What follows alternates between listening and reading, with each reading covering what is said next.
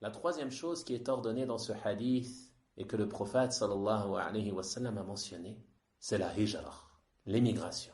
Et le mot hijra, en arabe, il vient du mot hajr, qui désigne le délaissement, le fait de délaisser une chose. Et dans la législation, la hijra, c'est le fait de délaisser une terre de mécréance pour se rendre dans une terre d'islam afin de fuir avec sa religion. Telle est la définition de la hijra dans la législation. Et c'est cela qui est visé. Le fait de quitter les terres de mécréance et de se rendre dans les terres d'islam afin de préserver sa religion. En effet, le musulman, il n'est pas possible pour lui de rester vivre au milieu des polythéistes et des mécréants, alors qu'il a la capacité d'émigrer vers les pays des musulmans. Car celui qui reste vivre parmi les polythéistes et les mécréants, qu'il le veuille ou non, ils auront de l'influence sur lui. Ils auront de l'influence sur sa famille. Ils auront de l'influence sur ses enfants. Ils auront de l'influence sur sa croyance. Ils auront de l'influence sur ses mœurs. Ils auront de l'influence sur son caractère. Ils auront de l'influence sur ses comportements. Ils auront de l'influence sur sa manière de vivre. Et ainsi de suite.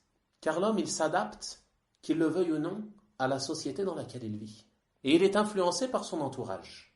Même les éleveurs d'animaux, ils sont influencés par les animaux qu'ils élèvent. Regardez celui qui élève des moutons, il n'a pas le même caractère que celui qui élève des chameaux.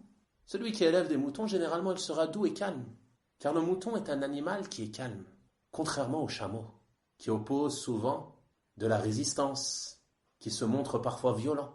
Et ceci se voit même chez celui qui les élève. Alors que dire de celui qui vit au milieu des polythéistes, qui proclament jour et nuit leur polythéisme, leur mécréance, leur perversité, leur déviation morale dans les mœurs, dans les comportements et ainsi de suite. Il n'y a pas de doute que celui-ci, il va être influencé par tout cela, qu'il le veuille ou non. Et ceci fait partie des méfaits qu'il y a dans le fait de vivre parmi eux.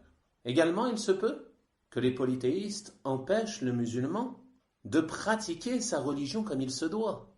Ils lui empêchent de mettre en pratique les obligations de l'islam. Ils l'empêchent de proclamer haut et fort sa croyance et ses convictions. Ils vont l'empêcher, par exemple, le sacrifice, le jour de l'Aïd. Ils vont empêcher les femmes musulmanes de se voiler comme il se doit. Et ainsi de suite parmi les choses qu'ils empêchent aux musulmans. Donc tout ceci nous démontre que le musulman qui souhaite pratiquer sa religion ne peut pas rester vivre parmi eux. Il se peut même qu'il veuille contraindre les musulmans à la mécréance, comme en voulant contraindre les musulmans de dire que telle ou telle loi serait supérieure à la loi du Coran ou al-'iyadhu billah. Et ceci est de la mécréance. Car les meilleures lois sont les lois d'Allah subhanahu wa ta'ala. Et il n'y a pas de loi équivalente et encore moins supérieure aux lois d'Allah subhanahu wa ta'ala. Donc celui qui vit parmi eux, il peut se retrouver contraint à dire que des lois sont supérieures à celles du Coran.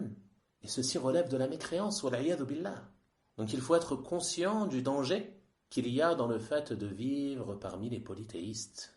Et ceci nous démontre très clairement que c'est une obligation pour le musulman qui en a les capacités d'émigrer vers les terres d'islam.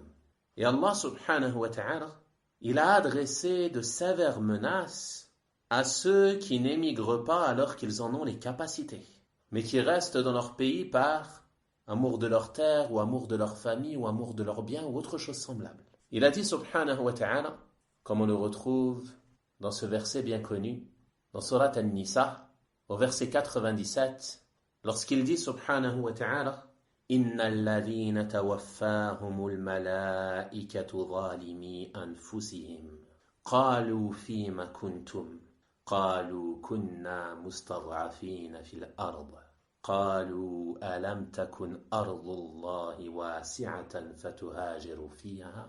Ceux qui ont été injustes envers eux-mêmes en délaissant la hijra. Les anges enlèveront leurs âmes en disant « Où en étiez-vous » C'est-à-dire « Où en étiez-vous dans la pratique de votre religion » Ils diront « Nous étions impuissants sur terre » Alors les anges diront la terre d'Allah n'était-elle pas assez vaste pour vous permettre d'émigrer?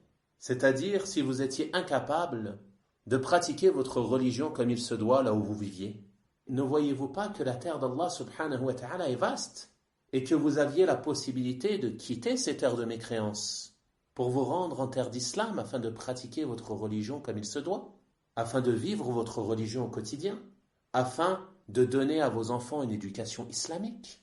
Ne voyez-vous pas que la terre d'Allah subhanahu wa ta'ala est vaste?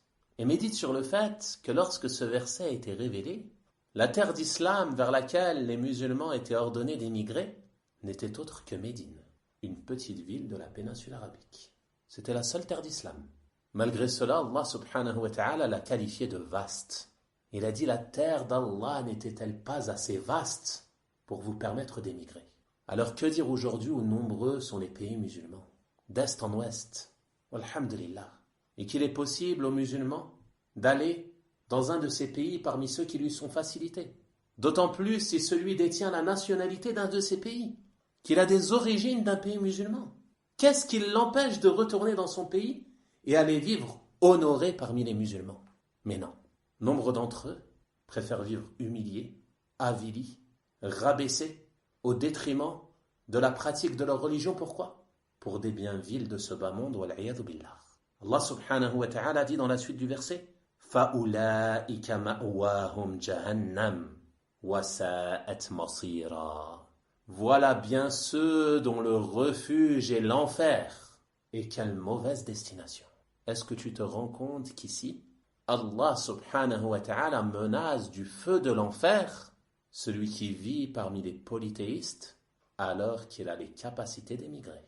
Il est sous la menace du feu de l'enfer. Mais je ne peux pas partir parce que dans tel pays, les rues sont sales, ou dans celui-ci, les hôpitaux ne sont pas assez développés, ou alors, dans les magasins, je ne trouve pas tel et tel produit, je n'ai pas tel et tel confort, il y a des trous sur les routes. Subhanallah. Pense à ce moment où les anges vont retirer ton âme. Quelle sera la valeur de ces choses que tu as fait prévaloir sur ta religion? Quelle sera la valeur de ces hôpitaux ou de ces routes ou je ne sais quoi? Ils n'auront plus aucune valeur. Wallahi, celui qui est plongé dans l'enfer un instant, il oubliera tout bienfait dont il a pu jouir dans ce bas monde. N'oubliez pas que la vie est éphémère. Le temps est très court. Certains se projettent sur des années. Ils font des projets qu'ils n'ont peut-être jamais atteindre. J'attends de construire ma maison, j'attends d'ouvrir mon commerce, et ainsi de suite. Et pendant ce temps, il vit dans un HLM, avec des vendeurs de drogue en bas de l'immeuble, et autres péchés qui sont faits ouvertement. Mais pour émigrer, il veut construire sa maison, avoir son commerce, avoir sa voiture, et ainsi de suite. Allah al-Musta'an. Et tout ceci, comme l'ont mentionné les gens de science, en raison de l'amour de ce bas monde. Donc vous avez vu que dans ce verset, Allah subhanahu wa ta'ala, il menace sévèrement ceux qui délaissent l'émigration, qui délaissent la hijra, alors qu'ils ont les capacités d'émigrer. Et inversement, au verset 100, qu'est-ce qu'il dit? وَمَنْ يُهَاجِرْ فِي سَبِيلِ اللَّهِ يَجِدْ فِي الْأَرْضِ مُرَاغَمًا كَثِيرًا وَسَعًا. Et quiconque émigre dans le sentier d'Allah trouvera sur terre main, refuge et abondance. Allahu Akbar. Les gens restent dans les pays de mécréance sous prétexte de profiter de biens vils de ce bas monde. Et ils délaissent cette promesse d'Allah subhanahu wa ta'ala qu'il fait à tout muhajir. Celui qui émigre dans le sentier d'Allah trouvera sur terre main, refuge et abondance. Allah subhanahu wa ta'ala s'est porté garant de t'accorder ta subsistance si tu émigres sur son sentier. Fais les causes et place ta confiance en Allah subhanahu wa ta'ala. Cesse de craindre la pauvreté. Cesse de craindre le manque de ceci, le manque de moyens ou je ne sais quoi. Place ta confiance en ton Seigneur subhanahu wa ta'ala qui t'a promis sur terre main, refuge et abondance. Et combien de muhajirs avons-nous vu émigrer avec peu de moyens et Allah subhanahu wa ta'ala les a honorés? Ce n'est pas un ou deux. Wallahi, je pourrais mentionner des dizaines d'exemples. Des frères qu'on a vus de nos yeux émigrer avec peu de moyens et qu'Allah subhanahu wa ta'ala a facilité et honoré car ils ont cru en cette promesse.